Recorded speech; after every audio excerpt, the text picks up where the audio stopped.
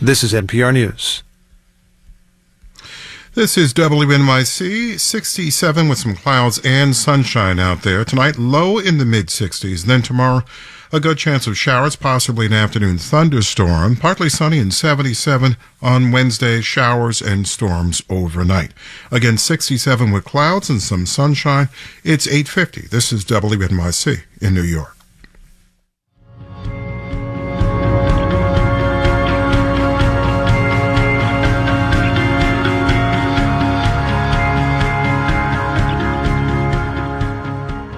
WNYC supporters include National Geographic presenting A Small Light, the true story of the young woman who hid the Frank family during World War II, starring Belle Powley as Meet Geese and Liev Schreiber as Otto Frank. Awards eligible, streaming on Hulu and Disney+. Marketplace Morning Report is coming up next, and then in 10 minutes at 9 o'clock, it's the BBC NewsHour on WNYC. Let's check in with London to see what they're working on. London, good morning. Good morning, WNYC. I'm Tim Franks. On today's news ad, Donald Trump in court and life in flooded Russian-occupied Ukraine. That's BBC NewsHour, coming up at 9 on WNYC. The annual Lehrer Prize for Community Well-Being recognizes individuals or organizations that contribute to improving quality of life in the New York City area. I'm Brian Lehrer, and this year we're celebrating the heroes who support the social and emotional lives of our children. Join me as we meet the honorees and salute the people who stand up for kids every day. Tune in Thursday at 8 on 93.9 FM, AM 820, or live stream it at WNYC.org.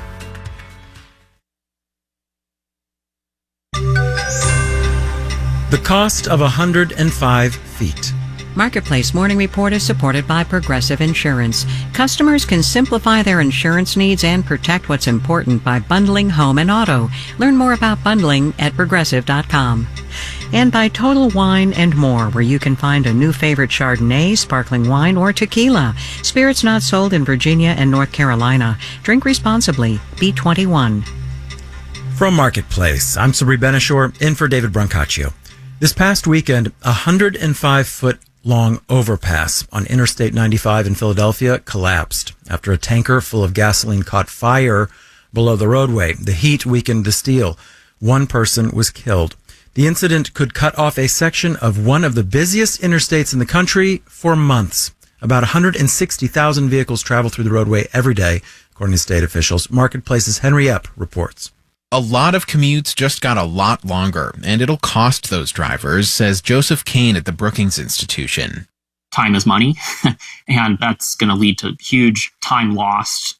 Not to mention all the diverted truck traffic, he says. This is a huge disruption, and in no way could have been predicted. Unpredictable, but not unprecedented. In 2017, a fire caused a critical portion of I-85 in Atlanta to collapse, but workers rebuilt that elevated roadway in just 6 weeks. Robert Puentes is president of the Eno Center for Transportation. There just has to be an emphasis on speed, including the bidding process, he says. Tom Smith, executive director of the American Society of Civil Engineers, says an emergency can really concentrate minds. One of the things we'd like to do is try to figure out how to have that same focus with all of our infrastructure. Smith's organization puts out a report card every few years for the nation's infrastructure. Its latest grade for the nation's bridges, a C. I'm Henry Epp for Marketplace.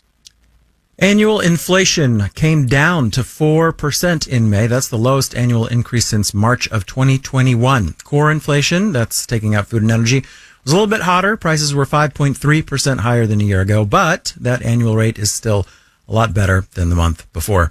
With that, let's do the numbers. The FTSE in London is up 0.1%. Markets here seem to like that inflation news. The S&P futures are up 0.3%. NASDAQ futures up 0.7%. Dow futures up 0.1%, 36 points. And the yield on the 10-year Treasury, 3.705%. Marketplace Morning Report is supported by Amazon Business. From small business to big enterprise and everything in between, Amazon Business helps simplify the supplies buying process. Amazon Business, your partner for smart business buying. And by UiPath, providing organizations the UiPath AI-powered business automation platform. More at uipath.com/marketplace. UiPath, the foundation of innovation. And by Affinity, helping investors navigate the relationship economy with the CRM built for private capital markets. Affinity.co/marketplace. Systemic inequality is not a game, except for when it is. A board game, specifically. There is a board game designed to start conversations and teach people about structural inequality with up-to-date statistics that illustrate the role it can play in everyday life. We spoke with the founder and CEO. My name is Christian Telesmar. I'm the CEO and founder of Disparity Trap board game. Here's the problem. Talking about race and privilege is hard, but at least you can ask your one black friend, as long as they have no job, no bills, and all the time in the world to cater to your overly dependent needs. I came up with the idea for this game back in 2019. I had a dream about playing Monopoly and had the dice rolls of the game correlated to the race of the person playing.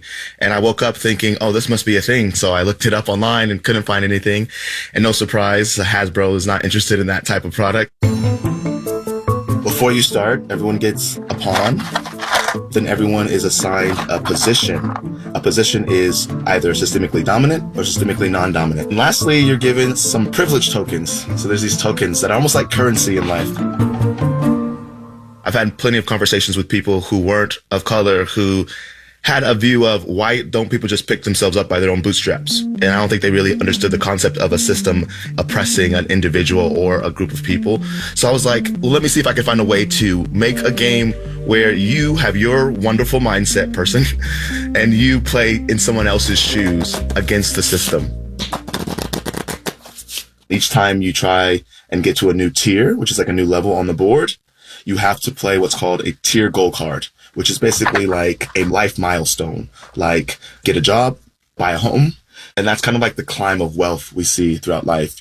And then what a lot of people do is like, oh, I really want to create real estate. I really want to own real estate, have continuous wealth I could pass on, what we call generational wealth, which is something that is definitely a huge disparity. You're able to take the playing cards and scan it with your phone and go to the website and see the source. And then from the source, you're able to look at the statistics in more detail and basically feel like you're now more equipped. You're more armed or amped and excited and ready to have those conversations. And the message can get out much more quickly that we are in a system that is not built for everyone. And we want to fix that. You can land on different spaces. One of the spaces is a justice space where you play a justice card. And basically it says an officer has strolled by, roll the dice to see if you're stopped and arrested, or it depends on what group you're in, what position you're in, how bad it impacts you. I remember getting an email from a father who was playing the game with his son, and he said he enjoyed the experience of being able to take the playing cards and dive into the statistics. He never imagined how it was in someone else's shoes at his work or in school, like getting into college or starting a business. So it was really cool for him to be able to feel so excited that he could educate his son on something he couldn't even offer himself personally. It's a joy to be able to share just this little knowledge I have and I'm gaining throughout the years with others. And it's almost like I'm finding so many more people who have that energy, who want to be not just an ally, but an advocate. I'm just so happy that something that was an afterthought in my head became a forethought, became an idea, and became a board game. And now it's just full throttle forward. I'm super excited.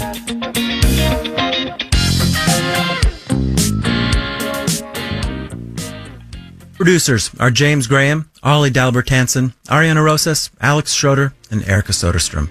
Our senior producer is Meredith Gerritsen-Morby. And in New York, I'm Sabri Benishore with the Marketplace Morning Report.